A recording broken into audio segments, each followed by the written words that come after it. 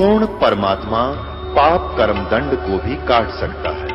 अभी तक जिस भी संत व महापुरुष से मिले उन्होंने यही बताया कि पाप कर्म फल भोगने से ही समाप्त होगा। वो प्रभु कौन है जो पाप कर्म को काट देता है, वो काल के बंधन से छुड़वा देता है।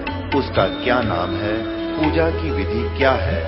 कृपया अवश्य सुनिए जगत गुरु तत्वदर्शी संत रामपाल जी महाराज के अमृत वचन। ये तो मनमाना आचरण है। गीता एक ऑथेंटिक हमारा ग्रंथ है और गॉड गिवन है। इसे हटकर जो पुराण हैं वो अपने यानी वो भगवान के दिए नहीं है। वो तो एक ऋषि महर्षियों ने जैसा भगवान समझा उन्होंने अपना अनुभव और जिन मंत्रों का उन्होंने जाप किया उसका वर्णन दे रखा है। अगर वो वेदों और गीता और भगवान के उस सूक्ष्म वेद से मेल नहीं खाते हैं तो व्यर्थ है। वो है शास्त्र विधि त्याग कर मनमाना आचरण। श्रीमद् भगवत गीता अध्याय नंबर 16 के श्लोक 23 और 24 में स्पष्ट किया है कि शास्त्र विधि को त्याग कर जो मनमाने जाप करते हैं, मनमाना आचरण करते हैं भक्ति का, उनको न तो कोई सुख होता है, न उनको कोई गति होती है उनकी, और न ही उनको कोई सिद्धि प्राप्त होती है। और इन तीन चीजों के लिए हम भक्ति परमात्मा की किया करते हैं। इसी फिर लास्ट में ये फाइनल कर दिया है 24वें श्लोक में 16वें अध्याय के, इससे तेरे लिए अर्जुन कर्तव्य और अकर्तव्य की अवस्था में जो करने चाहिए भक्ति कर्म और जो ना करने चाहिए सदग्रंथ ही प्रमाण है। इनके अतिरिक्त किसी में और पे विश्वास मत करना, किसी दंत कथा। और पुण्यात्मा कबीर परमेश्वर जी ने गुरु के लक्षण बताए हैं, सतगुरु के। अभी कबीर सागर में आपको दिखाएंगे, पहले वर्बली बताता हूं। जीव धर्म बोध के अंदर परमात्मा ने लिखा है कि गुरु के लक्षण 4 बखाना। जो गुरु होगा उसमें 4 गुण होंगे। जो मेरे द्वारा भेजा हुआ जो मेरा दास होगा उसके विशेष गुण ये होंगे। गुरु के लक्षण 4 बखाना यानी 4 गुण बताता हूं। प्रथम वेद शास्त्र को ज्ञाना, उसके पास वेद सदग्रंथों का कंप्लीट ज्ञान होगा। और दूसरे हरि भक्ति मन कर्म वाणी, यानी वो केवल वक्ता जिज्ञासु नहीं होगा, वो भक्ति खुद भी करेगा और सारे संसार से भी भक्ति कराएगा।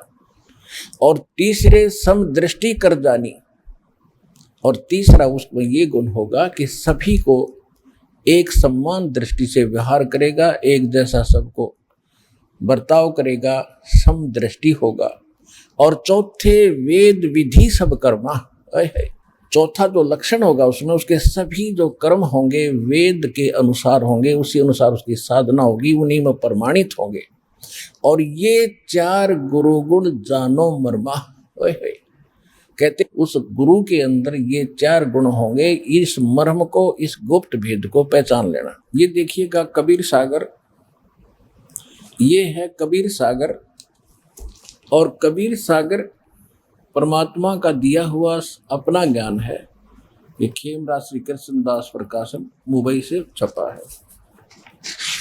और ये यहाँ से इसके 1960 पृष्ठ पर जीव धर्म बोध एक चैप्टर है। इसके 1960 पृष्ठ पर देखिएगा, यह परमात्मा ने बताया है कि गुरु के लक्षण 4 बखाना।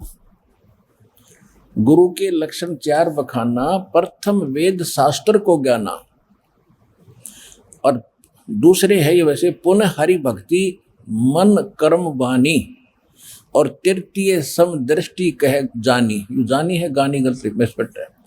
और चौथे वेद विधि सब कर्मा।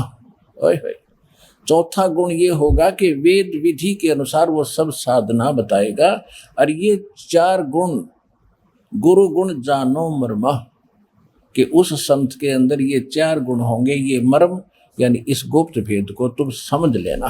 तो दास आज देखो ये इस तरह के वजह से कबीर एक सागर है। कबीर परमात्मा की वाणी एक सागर है। और दास जब से ये दास को मंत्र प्राप्त हुए हैं, आगे जब से आपको देने लगा है, सन 1994 से यही मंत्र दे रहा है जो आज आपको प्राप्त है। और आप पहले जिनको प्राप्त है उनको मालूम है। और आज इस कबीर सागर से ये मोती बाहर आ रहे हैं कि ये है वो ज्ञान, तो और दृढ़ कर रहा है आपको भी हमारे को कि हम पहले ही ठीक रास्ते चल रहे थे। और आज भगवान ने भी सिद्ध कर दिया कि जो परम संत होगा वह वेदों अनुसार ही सब साधना बताएगा। अब वेद क्या बताते हैं? गीता अध्याय नंबर 8 के श्लोक नंबर 13 में इसने स्वयं स्पष्ट कर दिया गीता ज्ञानदाता ने, ओम इति एक अक्षरम ब्रह्म विवहारण माम समण ये पर्याति तदंदेहम स याति परमाम गति। मुझ ब्रह्म का केवल एक ओम मंत्र है और इसकी जो अंतिम सांस तक सिमरण करता हुआ भक्ति करता हुआ शरीर छोड़कर जाएगा तो इससे मिलने वाली परम गति प्राप्त हो जाएगी। तो ओम से क्या प्राप्ति होती है? ब्रह्म का जाप है, ब्रह्मलोक प्राप्ति होती है। 8वें अध्याय के 16वें श्लोक में गीता जी में स्पष्ट कर दिया है कि ब्रह्मलोक में गए हुए भी जन्म मृत्यु में आते हैं, यानी परम गति हुई नहीं। जो 7वें अध्याय के 18वें श्लोक में इसने अपनी गति को भी अश्रेष्ठ बताया है, इसलिए इतने प्रमाण देने पड़ रहे हैं आपको दास के द्वारा। अब परमात्मा ने सिद्ध कर दिया है कि जो ये ओम के अतिरिक्त जो अन्य जाप ये लोग करते हैं वो शास्त्र विदिता कर मनमाना आचरण है। और वेद कौन से हैं? 4 वेद तो प्रत्यक्ष है और 5वां जो वेद है सूक्ष्म वेद है, वो कंप्लीट स्पिरिचुअल नॉलेज है, कंप्लीट इन ऑल रेस्पेक्ट, जो गॉड गिवन है। गॉड गिवन तो वेद भी हैं, लेकिन इसने काल ने जानबूझकर बकवाद कर दी, वो मेन वस्तु समाप्त कर दी और भगवान के डर से इसने 4 वेद रख दिए। अब इन 4 वेदों में वो कंप्लीट कोर्स नहीं है, इसलिए भगवान स्वयं आते हैं हमारे को वो कंप्लीट कोर्स इस भक्ति का देने के लिए। और कंप्लीट के बिना कंप्लीट मोक्ष नहीं हो सकता, पूर्ण ज्ञान पूर्ण भक्ति साधना के बगैर पूर्ण मोक्ष नहीं हो सकता।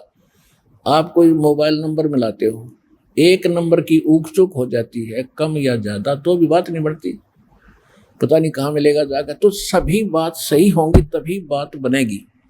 तो वो वेद वो है, यानी जो वेदों को दास इसलिए 7वें रेफरेंस में लेता है कि आप वेदों को सत्य मानते हैं और श्रीमद् भगवत गीता को आप सत्य मानते हैं, अन्यथा किसी ग्रंथ की आवश्यकता नहीं थी। कबीर परमात्मा ने इस दास को एक विशेष ज्ञान दिया है, जो परमात्मा कबीर सागर में कबीर वाणी एक अध्याय है उसके 137 पृष्ठ पर कहा है कि 33 अरब ज्ञान हम भाखा और मूल ज्ञान हमने गुप्त ही रखा। जो सृष्टि रचना दास ने बताई है, जो आज तक कबीर सागर में भी नहीं है जो वस्तु, और गरीबदास जी की वाणी में भी नहीं है, वो परमात्मा कबीर जी ने इस दास को हट कर दिया है। वो कहते हैं वो गुप्त हमने अब भी रखा हुआ था, वो ज्ञान भी इस दास को प्राप्त है जो परमात्मा ने 33 अरब वाणी बोलकर भी गुप्त रखा हुआ था। ये समझ लेना कि इस वेद से हटकर, कबीर सागर से भी हटकर जो कंप्लीट ज्ञान है वो सूक्ष्म वेद है, जो अब दास ने उसकी पुस्तक बनाकर सूक्ष्म वेद की आपको पेश की है। वो सूक्ष्म वेद कंप्लीट है। तो वेद विधि सब कर्मा, उसके सभी कर्म भक्ति के वेद अनुसार होंगे। तो वेद 4 वेद तो आप जानते हो, 4 वेदों में ओम के अतिरिक्त कोई नाम में नहीं। अंडरस्टूड हो गया कि हम ओम नाम भी देते हैं आपको सतनाम में, और उससे हटकर फिर हमारे कमलों के जो मंत्र हैं ये वेदों में हैं, लेकिन वेदों में इन कमलों को खोलने के मंत्र नहीं है। अब ज्ञान हर चाबी नहीं कि हमारे इस कमरे में 20 लाख रुपए रखे और चाबी है नहीं, जिसके पास चाबी है वो ला कर देगा, खोल दे, ले भाई निकाल लो अपने बरतो, 4 पैसे आपके। तो ये चाबी परमात्मा ने आकर दी है इस दास को, मिली सार शब्द की ताली। बाकी सब महापुरुषों को पता था, ज्ञान था, लेकिन उनको आदेश नहीं था, उनके पास चाबी नहीं दी दाता ने, और गुप्त रखा कि अभी छेड़ना नहीं, फिर खोलेंगे इसको। तो अब ये कंप्लीट जो ज्ञान है, परमात्मा कहते हैं वेद मेरा भेद है और मैं ना वेदन के माही, और जौन वेद से मैं मिलूं ये वेद जानते नहीं। वेद जो हैं वेद ये मेरी महिमा ही गाते हैं, मेरे विषय की जानकारी ही रखते हैं कि कबीर इज गॉड, वह सर्वशक्तिमान है, ऊपर रहता है, मनुष्य दृश्य है, वहां से चलकर आता है, इस 3 प्रकार की लीला करता है। प्रत्येक युग में शिशु रूप धारण करता है, उस समय कुंवारी गायों के दूध से उसकी परवरिश की लीला होती है। तीसरी प्रकार का जो लीला करता है, कभी भी कहीं भी आकर के किसी महापुरुष को साधु संत रूप में मिलता है, अच्छी आत्माओं को, उनको ज्ञान देता है और उनको अपने से परिचित करा के फिर छोड़ देता है। और एक रूप में परमात्मा ऊपर रहते, सिंहासन के ऊपर विराजमान है, अनंत कोट ब्रह्मांड के संचालक के रूप में। वहां उनके शरीर का तेज इतना जैसे एक रोम यानी बाल में करोड़ सूर्य मिला दे, करोड़ चंद्रमा, तो भी फीके पड़े। सिर पे मुकुट है दाता का, ऊपर सफेद छत्र है, जैसे राजा लोग बैठा करते, राजाओं ने वहीं से नकल की है। ऋषि ऋषि जो वहां कुछ थोड़ा बहुत ज्ञान था उसी आधार से इन्होंने यहाँ नकल की है, बाकी वास्तविक वो कंप्लीट सबका मालिक वो है। तो ऐसे तीन स्थिति से हम सबका वो केयर टेक करता है। एक रूप में ऊपर रहते हैं, दूसरे रूप में प्रत्येक युग में एक शिशु रूप धारण करके आते हैं, कमल के फूल पर विराजमान होते हैं, वहां से निसंतान दंपतियों को उठा ले जाते हैं, फिर धीरे धीरे बड़े होकर के एक अच्छे नागरिक की भूमिका करते हैं। और हमें ये भी याद दिलाते हैं कि अपना काम भी करो, परमात्मा का नाम भी जपो। घर छोड़कर किसी जंगल में बैठने मात्र से भगवान नहीं मिलेगा। भक्ति सत्साधना करने से, अपने दैनिक क्रियाक्रम करते हुए भी आप परमात्मा पा सकते हो। तो इस प्रकार परमात्मा कहते हैं, वेद मेरा भेद है, मैं ना वेदन के माही, और जौन वेद से मैं मिलूं वेद जानते नहीं। इन वेदों को हमारे धर्म गुरुओं ने कंठस्थ याद किया और महिमा के पात्र बन गए। वाह जी वाह, चतुर्वेदी कहलाए। वो हो कैसे विद्वान पुरुष ने चारों वेदों को घोट रखा, संस्कृत धारावाहिक बोलते हैं। फिर तीन वेदों को जिन्होंने ये कंठस्थ याद किया उसको त्रिवेदी कहने लगे, जिन्होंने दो वेदों को घोट लिया वो दिव्यवेदी कहलाए। और लोग कहेगा पता नहीं लद्दे अंडे थे। है क्या बताते हैं, पीठ मनुखा दाख लदी है, ये कर्रा खात बबूले। गरीबदास जी कहते हैं कि ये हमारे ब्राह्मण गुरु ऐसे थे जैसे ऊंट के कमर पर बोरे में थैले में और मनुखा दाख बर रखी थी, या व्यापारी ने बर रखी है कमर पे तो मनुखा दाख लाद रखी है, खा रहा है कि करके बबूल के कांटों में मुंह फुड़वा रहा है। ये अगर उसको ज्ञान होते एक बार मुंह फेर के अपना खा ले छक्के, कमर पर रखी मनुखा दाख। अब कहने का भाव ये है परमात्मा का कि ये लोग इन सदग्रंथों यानी वेदों को लद्दे फिरते थे, अपने सिर पर रखे फिरते थे और साधना इसके विपरीत करते थे, जिस कारण से इनको कोई लाभ प्राप्त नहीं हुआ। क्यों? गुरु बिन काहू न पाया ज्ञान, जो थो था उस छिड़े मूड किसाना। गुरु बिन वेद पढ़े जो प्राणी, समझन सार रहे अज्ञानी। आज तक के जितने भी हमारे धर्म गुरु हुए हैं, उन महापुरुषों को छोड़कर जिनको भगवान यथार्थ ज्ञान देकर गए थे, इनको किसी को भी वेद का कै ख का पता नहीं था, कै ख का भी पता नहीं था। सतकर मान लो। अब ये बात 600 वर्ष पहले भगवान कहा करते थे तो सिर पुड़वाण की बात थी, और कैर खूब तोड़े दाता के ऊपर नकलियों ने। आज परमात्मा ने आपको शिक्षित किया। सन 60 से के बाद ये शिक्षा का जोर शुरू हुआ है, और अभी 20-15 वर्ष से तो कमाल कर दिया। बच्चा छोटे से छोटा निर्धन से निर्धन व्यक्ति चाहता मेरा बेटा बेटी बहुत अच्छा पढ़े, पता नहीं क्या प्राप्त करे। परमात्मा ने ये प्रेरणा भर के आपको शिक्षित करना था, और जिसको जो मिलना वही मिलना है, चाहे कितना पढ़ा लो वही मिलेगा जो उसके भाग्य में है। कम से कम 1 करोड़ बच्चे प्रत्येक वर्ष और अपनी शिक्षा कंप्लीट करके तलाश करने लग जाते हैं नौकरी की। 10% को मुश्किल से नौकरी मिलती होगी जिस उद्देश्य से पढ़ा था। 90% अपने फिर वही कार्य करते, जो मिलना वही मिलना उनको भी। तो कहने का भाव ये है कि ये शिक्षा दाता ने ईव प्रयोग करनी है आपसे, और यदि आपके ये बात गले उतरेगी कि मनुष्य जीवन का उद्देश्य ये है, और जिसको आप उद्देश्य लेकर के पढ़े थे वो भी अच्छी बात थी, लेकिन उससे तो एक का जन्म की रोजी रोटी टाइम पर टूक मिलेगा, वो भी संस्कार से ही मिलेगा। उन्हीं का सिलेक्शन होगा जिनके पुण्य होंगे, ना कति नहीं होते सिर पटक लेना कोई किसी नौकरी नाकरी में भी। अब परमात्मा की शरण में आएंगे हम, ये भक्ति भी करेंगे तो हमारे भाग्य में ना होगा तो भी आपको सुख देगा। जरूरी नहीं है कि नौकरी ये दे, 2 रोटी सुथरी मिले, घर में शरीर स्वस्थ रहे और मानसिक शांति बनी रहे, भक्ति बनी रहे जीव की।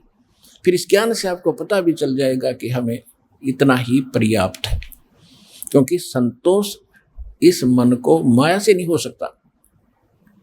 इसके लिए परमात्मा ने बताया है कि सतगुरु मिले तो इच्छा मेटे, पद मिल पदे समाना। कहते हैं दोजक भीष्ट सभी ते देखे, राजपाट के रसिया, और 3 लोग से तरपत नाही, ये मन भोगी खसिया। इस मन को कितनी उच्च पोस्ट मिल जाए और कितना धन मिल जाए, इसकी कति संतुष्टि नहीं है। ये इतना नकम्मा और नीच है। इस ज्ञान से, परमात्मा के ज्ञान से इसका लगाम डलेगी और ये वहीं रुक जाएगा जहां हम रोकना चाहेंगे। इस ज्ञान की दृष्टि से, जैसे कोई सरपंच बन जाता है गांव का प्रधान, उसको फिर पता है कि तुम्हारे ऊपर एक चेयरमैन है, उसकी ज्यादा महिमा है। अगले बार ये सोचे इसका मैं चेयरमैन बनूं। अब चेयरमैन को कति संतोष नहीं है, वो सोचा एमएलए बनूं इस क्षेत्र का, सब मेरी रेस्पेक्ट करें। एमएलए बनने के बाद कति संतोष नहीं, सोचा मंत्री बनूं तो चौधरी हुआ बात बने, नहीं तो कोई सुनाई नहीं हो रही।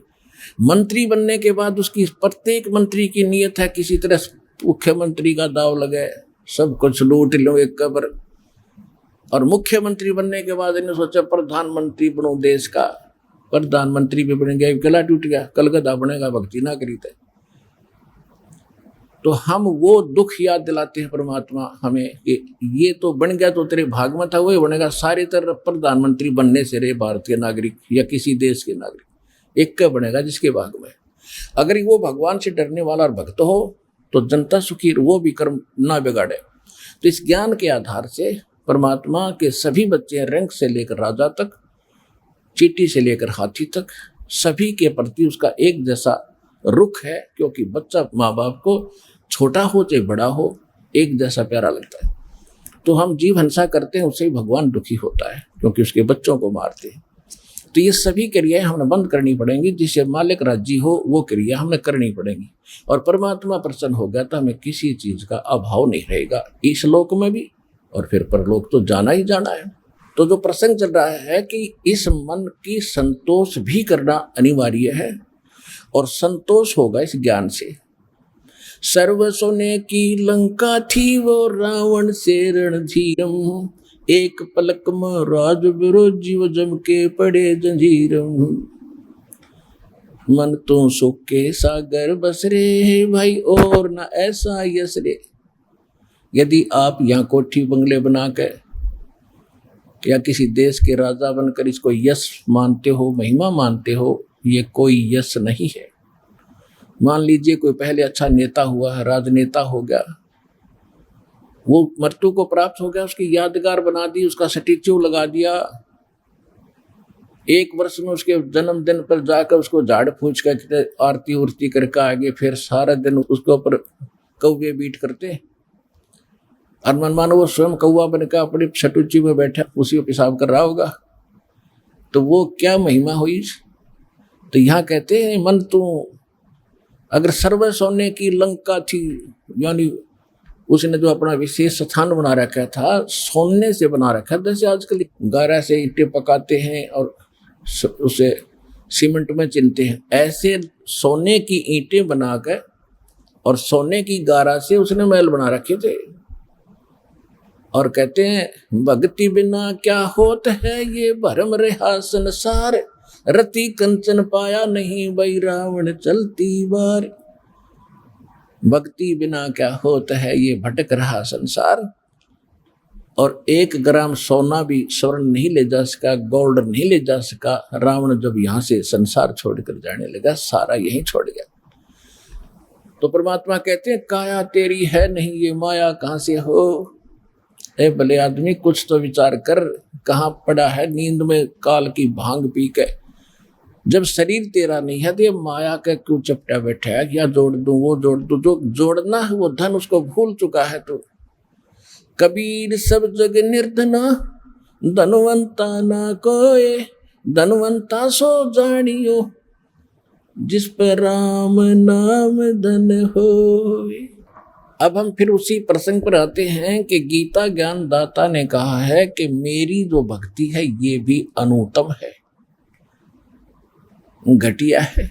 और इन्होंने श्री कृष्ण जी को सुप्रीम मान रखा था अनुवादकों ने, जो हमारे धर्मगुरु या इस गीता के अनुवादक हैं, उन्होंने श्री कृष्ण को ही सुप्रीम पावर मानकर सारा का सारा उसका श्रेय रखने के लिए अर्थों के अनर्थ कर डाले। अनुत्तम का अर्थ जिससे श्रेष्ठ और ना हो, सर्वश्रेष्ठ कर दिया। अरे भले पुरुषों, अकल से काम लेना चाहिए था। कहीं पर बेड लिखा हो अंग्रेजी में बेड, तो बेड का अर्थ गुड नहीं हो सकता।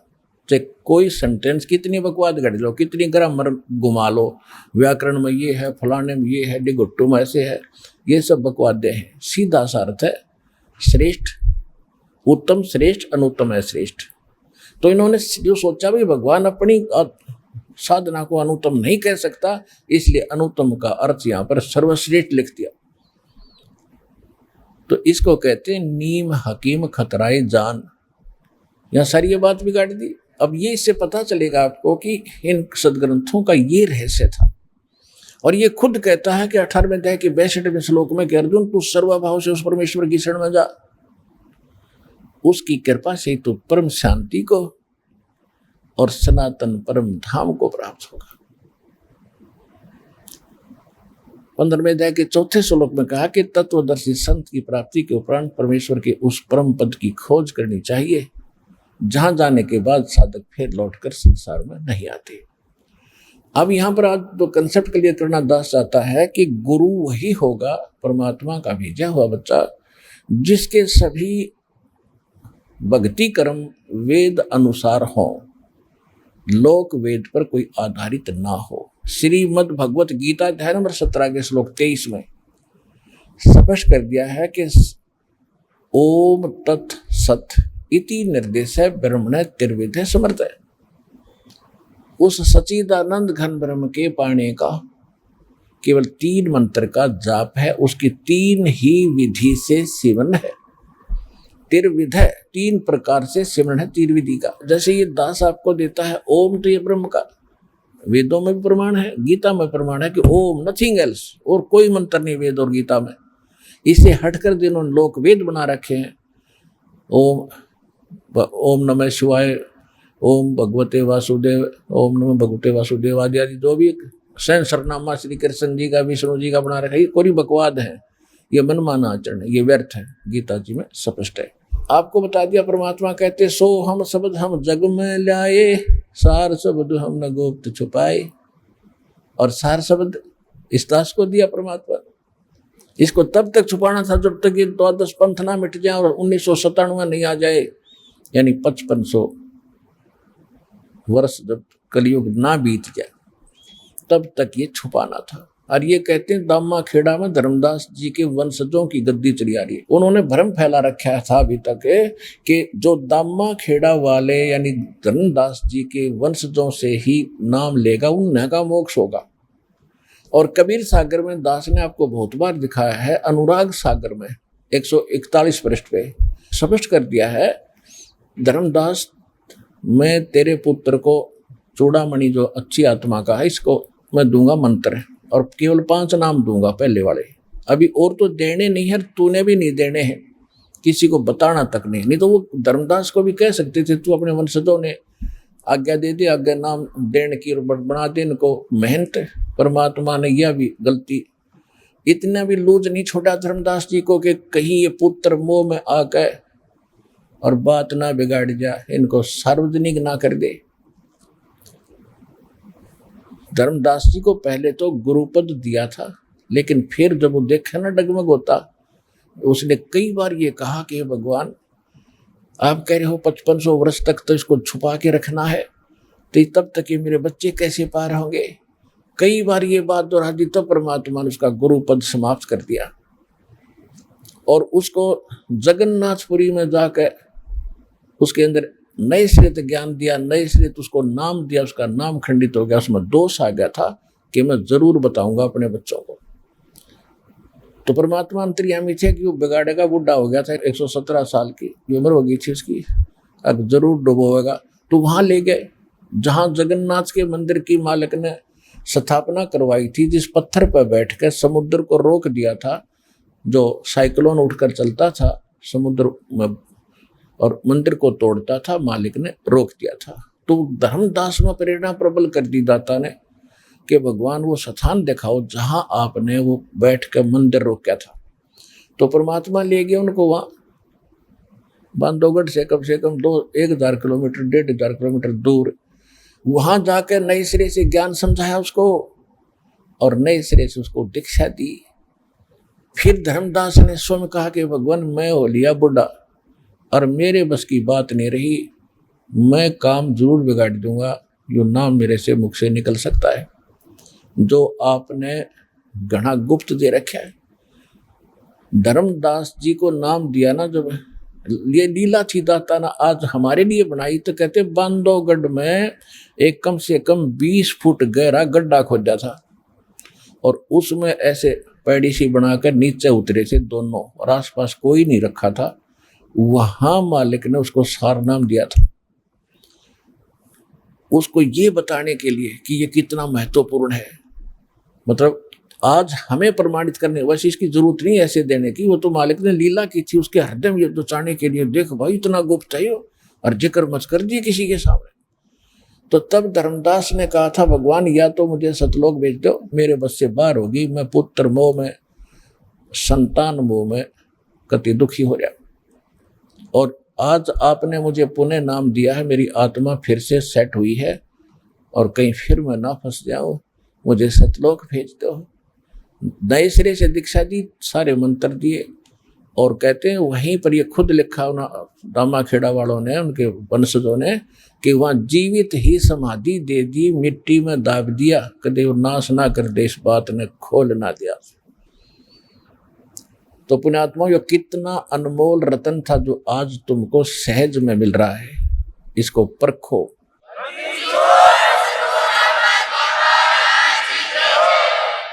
तो जो कहते हैं परमात्मा सोहम शब्द हम जग में लाए, ये तो सार्वजनिक कर दिया दाता ने और संतों ने भी कर दिया है, लेकिन सार नाम की छींट आज तक किसी के पास नहीं थी। और परमात्मा कहते हैं सार शब्द हमने भाग सुनाया, बोल के सुनाया और गुप्त में ग्रंथ में लिख के और फिर भी गुप्त ही रखा। कबीर सागर में स्पष्ट लिखा वो सार नाम, लेकिन सागर में कौन समझे, उसकी पहचान नहीं, तो पारखी समझे तो दास बना दिया वो पारखू, जोर ही बनाया लाल के परखने का। परमात्मा ने स्वयं बताया और कबीर सागर में लिखा पाया। गरीबदास की वाणी में भी केवल एक जगह लिखा, पूरी वाणी में 24,000 वाणी है, एक जगह लिखा, वो भी किसी गुप्त तरीके से। इसी प्रकार कबीर सागर में स्पष्ट लिखा है कि ये है वो सार नाम, लिखा उसमें। और नहीं समझ सके, कहते हैं सार शब्द हमने भाग सुनाया, मूर्ख जीव मर नहीं पाया। एक ये जम्मू में हैरानजड़ी में एक ये फौजी मधु परमहंस कह पता नहीं क्या नाम देता, सतनाम सतनाम सतनाम और सतगुरु सतगुरु, अरे कान में कर जो कहते यू है सार शब्द है। और भगवान कहते हमने बोल के सुना, वो कहता वाणी का विषय नहीं, वो बिना वाणी का तुझे कैसे पता लग गया, वाणी का कोई जिक्र नहीं किया तो आपको कैसे पता लगा। तो ये है झूठे गुरु, नकली, दुनिया के नासक है, इनसे भी बचना आपने। अब इस ज्ञान से ही हटा जाएगा, ओरिजिनल और डुप्लीकेट 10 साथ साथ आपको दिखा रहा है। आज कोई अनजान नहीं, दोनों को सामने देखोगे तो पता चलेगा। तो ये और वो के वाणी का विषय नहीं। और कबीर साहब कहते हैं तुमने बोल के सुना रखा है, और धर्मदास जी लिख रखा है, अरे ये मूर्ख जीव मर नहीं पाया। तो ऐसे अज्ञानी लोग कैसे समझेंगे उस भगवान के गुण रहस्यों को। तो उसके लिए इस दास पर दया करी परमात्मा ने आपके लिए।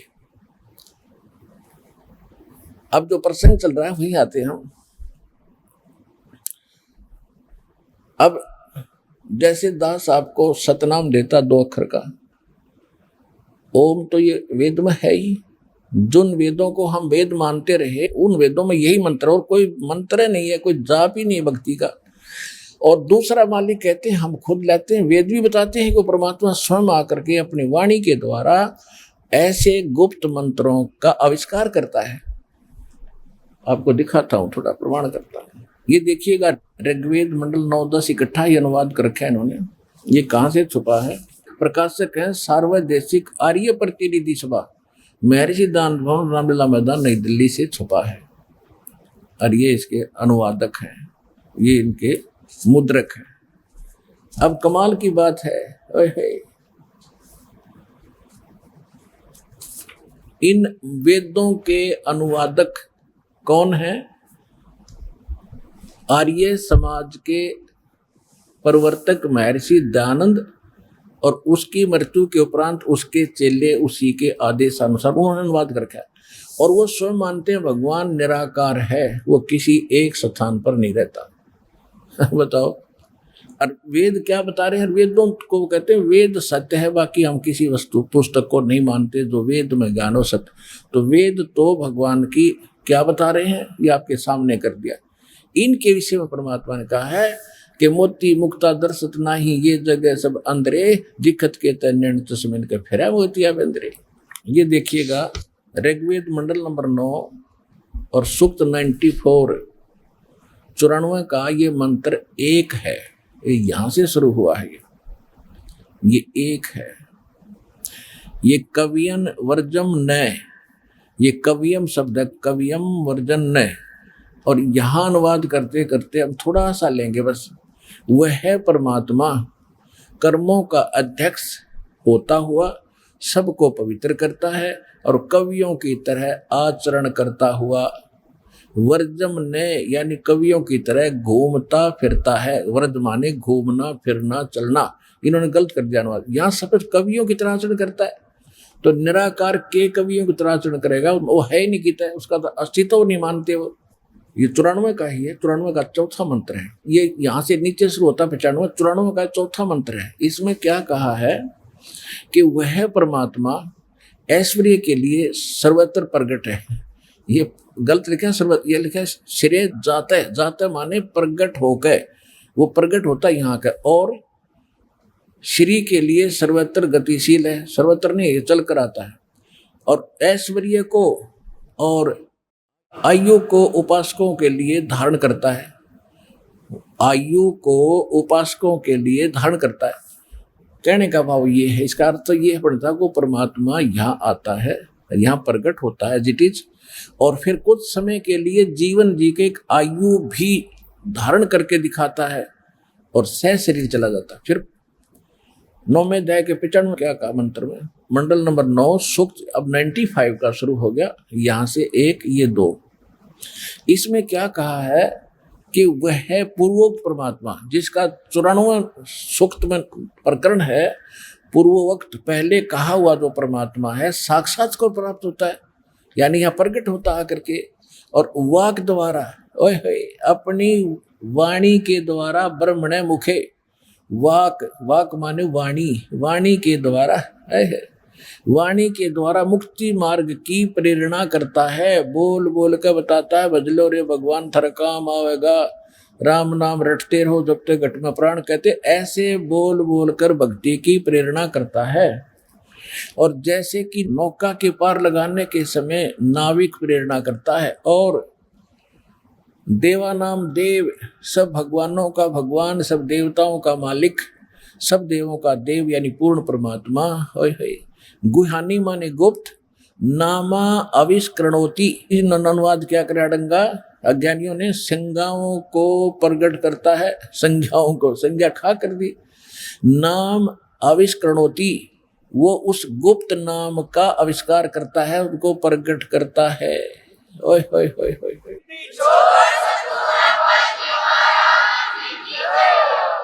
और परमात्मा क्या कहते हैं, सो हम शब्द हम जग में लाए, सार शब्द हमने गुप्त छुपाए। परमात्मा ने आके सोहम शब्द प्रकट किया, ये किसी वेद में नहीं, किसी गीता में नहीं, बाकी किसी ने अपने लिख दिया मालिक, क्योंकि तो बहुत पहले से डिक्लेयर कर रखा दाता ने, किसी ने अन्य इनसे हटकर कोई लिखा है तो लिखा रहे, वो इनकम्प्लीट है। कई संत भी देते हैं सोहम के 2 भाग करके, सो बाहर हम अंदर, यानी इसके 2 टुकड़े कर लिए। मोटरसाइकिल को बीच तक काट दिया और अगला पहिया इधर ले जाओ, पछला इधर भाग लिया, ऐसी या बढ़िया बन गई मोटरसाइकिल, भले आदमी हो उसको तोड़ और दिया। परमात्मा ने सीधा बता रखा, अगर वो होता तो 2 अक्षर लिख देते, सो ऐसे और हम ऐसे। और ये क्या कहते हैं, ओ हम सो हम जाप जपिए, योग युगतिया धोनी तपिए, राम नाम जप कर थर होई, ओम सोहम मंत्र दोई। यानी सतनाम यहां तक सीमित है। नामा छिपा ओम तारी, पीछे सोहम भेद विचारी, सार शब्द पाया जद लोई, आवागमन बहोर ना होई। कि नामदेव जी पहले ओम नाम पर आश्रित थे, परमात्मा मिले जाकर अपने स्वभाव अनुसार किसी से ऋषि रूप में, संत रूप में, उनसे फिर आगे ज्ञान बताया। फिर सोहम की रुचि हुई नामदेव जी की, और ओम नाम से सिद्धियां प्राप्त करके उसने बहुत बड़ी और भी बहुत चमत्कार दिखा दिए थे, लेकिन मोक्ष नहीं था। नामदेव जी को परमात्मा मिले, उनको पहले ओम नाम में लौला रहा था।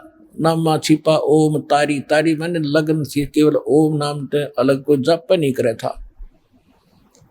तब परमात्मा ने समझाया उसको, एक बैठ के गुरु बनकर कभी वैसे प्यार से, तब सोहम में रुचि हुई। और फिर बताया, बेटा इस सोहम से भी बात नहीं बनेगी, सोहम ऊपर और है सत्सुकृतिक नाम, इससे ऊपर भी एक और नाम है जो विशेष नाम है, सार नाम है। नामा छिपा ओम तारी, पीछे सोहम भेद विचारी, सार शब्द पाया जद लोई, आवागमन बहोड़ ना होई। ये है कंप्लीट कोर्स। इससे पहले हमारे कमल हैं, जो देव हैं हमारे, जो प्रधान है यहाँ के काल के, इनसे हमने नो डू सर्टिफिकेट लेना पड़ेगा। और हम इतने ऋणी हो चुके हैं, हम इनके गुलाम हो गए, निकाग हाथ जोड़ते रहते। अब परमात्मा ने हमें ऐसा बिजनेस दे दिया, ऐसा व्यवसाय बता दिया कि तुम इससे खूब धनी बन जाओगे, इनका ऋण भी तारोगे और अपना यहाँ भी जब तक रहोगे सुखी रहोगे। ये प्रथम जो मंत्र 5 हैं बीच बीच के, इनका यही उद्देश्य है। इनसे ऋण मुक्त होगे, जब चलोगे तो आपके कोई कागज में बाधा नहीं मिलेगी। और ये जो पहला और लास्ट का जो मंत्र है, ये गजब का मंत्र, ये अभी देना था, इससे पहले नहीं देते थे। पहले तो केवल 5 नाम देते थे। तो धर्मदास जी का जो प्रकरण बीच में रह गया बताता हूं। धर्मदास जी को वहां जिंदा मिट्टी में दबा दिया भगवान ने, कदे मेरे मिशन को फेल ना कर दे पुण्यात्मा, आप तक इस ज्ञान को और इस सत्य नाम को छुपा के लाने के लिए। और फिर आकर के उसके पुत्र चूड़ामणि जी को परमात्मा ने स्वयं दीक्षा दी 5 नाम की, ओनली ये 5 नाम बीच बीच के। और धर्मदास जी को कह दिया था कि यो काल के दूत बिगाड़ेंगे इस कहानी ने। 6ठी पीढ़ी का तेरा जो वंशज होगा, तेरा पोता होगा 6ठा, उसको टकसारी पंथ, जो 12 नकली पंथ बता रखे भगवान ने, 12 नकली पंथ चलेंगे। और जो टकसारी पंथ होगा उन 12 में से, वो फिर इसको भ्रमित करेगा। किसको? चूड़ामणि तेरे को दिए हुए मंत्र जो आगे चलते रहेंगे, 6ठी पीढ़ी वाले को भ्रमित करेगा। वो क्या कहेगा? क्योंकि हम महिमा तो आज तक गाते हैं सतलोक और सचखंड की, सतपुरुष के अतिरिक्त हम किसी को मानते नहीं। और ऐसे ही ये जो राधा स्वामी वाले हैं और धन धन सतगुरु वाले हैं, ये भी यही गीत गाते हैं कि सतलोक है, सचखंड है, उसके अतिरिक्त हम किसी को मानते नहीं है। और वो क्या नाम जाप करते हैं आपको मालूम है? राधा स्वामी वाले करते हैं ओंकार रंकार ज्योति निरंजन सोहम और सतनाम। सोहम परमात्मा की वाणी से ले लिया, ओंकार रंकार ज्योति निरंजन, तीनों काल के लगातार। और ये क्या जाप करते हैं?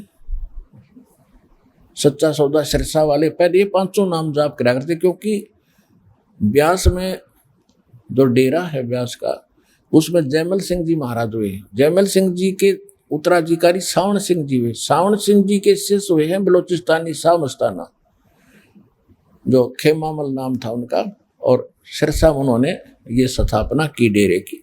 फिर बाद में सतनाम सिंह ने, जो सेकंड गद्दी वाला था, उसने ये 5 नाम छोड़ दिए, 3 नाम शुरू कर दिए। वो क्यों कर दिए? इसी तरह जैसे धर्मदास जी की 6ठी पीढ़ी वाले ने गड़बड़ कर दी, टकसारी वालों ने उनको टोक दिया कि तुम बात करते हो सतलोक और सचखंड की, हम देवी देवताओं को मानते नहीं, और नाम तुम इन देवताओं के जप रहे 5 के 5। जो दास आपको देता है 5 नाम शुरू में, विष्णु लक्ष्मी जी के, गणेश जी के, शंकर और पार्वती जी के, दुर्गा जी के और ये शंकर भगवान के, ये 5 नाम ब्रह्मा और सावित्री के। तो तुम जाप ये करते हो तो वो छठी पीढ़ी वाला भ्रमित हो गया। बात तो सही है। उसने एक आरती सी बता दी कि ये जप कर देख, कबीर सागर में लिखा है, अमी नाम, हजर नाम, पाताले सप्समधु नाम, यही अनुष्का नाम, पूरी एक आरती सी। वो लग गए रटने वो छोड़ दिया। और भगवान ने पहले कहा था बिजली गिरेगी, मेरा वचन झूठा नहीं होगा भाई, सच्ची बात। तो अब दामा खेड़ा में वो आरती चल रही है। इसी प्रकार ये 5 नाम जाप करते थे सिरसा वाले, इनको किसी ने टोक दिया, तुम बात करो सतलोक की, हरोंकार निरंकार ये सारे काल के, ज्योति निरंजन काल ही है। तो इन्होंने फट पैतरा बदल दिया, सतपुरुष अकाल मूर्त सब स्वरूपी राम ये रख लिया। लेप कर लो, क्या करोगे, काटो, क्या दिक्कत निकालोगे हमारे में, हो गया। फिर बन गए तुम भगत। हमने भक्ति वो करनी पड़ेगी जो आदरणीय उन महापुरुषों ने की, जिनके ये गुणगान करते हैं। शिवदयाल जी से राधा स्वामी पंथ शुरू हुआ, उसी कुएं का पानी सच्चा सौदा सिरसा बेगू रोड सिरसा में और जगमाल वाली में, और आगे जितने ब्रांचें इन्हीं से हैं। तो वो क्या कहता है कि उसकी जीवनी में लिखा शिवदयाल जी की में कि गुरु ग्रंथ साहिब का पाठ उनके घर में होता था और उसने कबीर साहिब की वाणी का भी अध्ययन किया। तो उन्होंने कबीर साहिब की वाणी में से एक दोहा है, यानी शब्द है, करने नो दीदार महल में प्यारा, उसमें 32 कड़ी है, उसमें से यह नकली 5 नाम छांट लिए और उसमें और नाम भी है, ओरिजिनल भी जो उसके अंदर है। तो कहते हैं गुरु बिन का हो न पाया ज्ञाना, जो थोथा बुछड़े मूड के साना। तो इनको वो समझ में नहीं आई, वो नकली नाम ले लिए। तो कहने का भाव यह है कि नानक जी साहिब को ये मुक्त मानते हैं कि वो पार हो गए। और नानक देव जी किससे पार हुए? आपके रूबरू कर रखा है, उन्होंने प्रमाण दे रखा है। जन्म साखी भाई भाले वाली, जब समुद्र के अंदर चलने लगे मर्दाना और बालाजी और साथ में नानक जी, उन बच्चों को तो नानक साहब ने कह दिया कि तुम वाहेगुरु जपो, बस। क्यों? उन्होंने बताना नहीं था उसको किसी को, ये भगत भगवान का सख्त आदेश था। और स्वयं उच्चारण करके ये 2 मंत्र का जाप करने लगे। हालांकि उच्चारण करके जाप करने का नहीं है, उन्होंने पहले कभी नहीं उच्चारण किया, उसके बाद नहीं किया, यह भी लीला थी दाता की। तो मर्दाना ने नकल कर ली, वो मंत्र छोड़ दिया, वो लग गया वो दोनों मंत्र करने, मुख से उच्चारण करके डूबने लगा समुद्र में। तब नानक जी ने उसको धमकाया कि खबरदार ये जाप किया है तो वही कर जो मैं कह रहा हूँ, तेरा इसी में कल्याण है। तो जान के छुपाया था इन्होंने, क्योंकि धर्मदास मेरी लाख दुहाई, ये सार शब्द की तबार न जाई, सार शब्द बाहर जो पढ़ी, ये बिचली पीढ़ी हंसनी तरही। तो उन्होंने सतनाम भी बंद करा दिया था। सारनाम तो बहुत बड़ी बात होगी, सतनाम को मना कर दिया था, सतनाम भी नहीं देना किसी। तो पूरा जो है सिख धर्म सतनाम से वाकिफ नहीं है।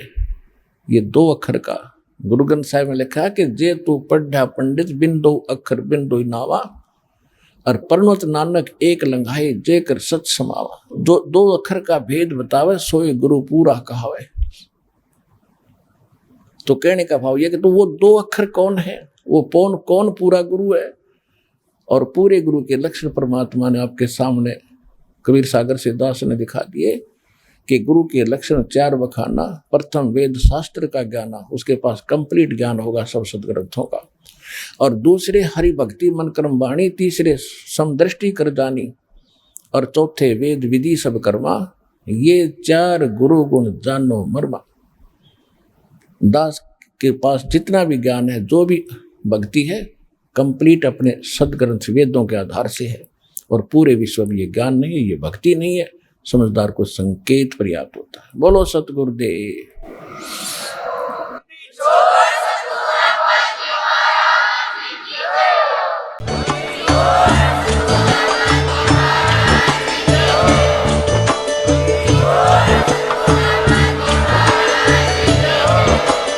आप सुन रहे थे जगत गुरु तत्वदर्शी संत रामपाल जी महाराज जी के मंगल प्रवचन। अधिक जानकारी के लिए विजिट कीजिए हमारी वेबसाइट www.jagatgururampalji.org। संत रामपाल जी महाराज जी के शुभ आशीर्वाद से पूरे विश्व भर में 500 से भी ज्यादा नाम दीक्षा केंद्र हैं, जिन पर संत रामपाल जी महाराज जी द्वारा ऑनलाइन निशुल्क नाम दीक्षा दी जा रही है। अपने नजदीकी नाम दीक्षा केंद्र का पता करने के लिए संपर्क करें 8222880541।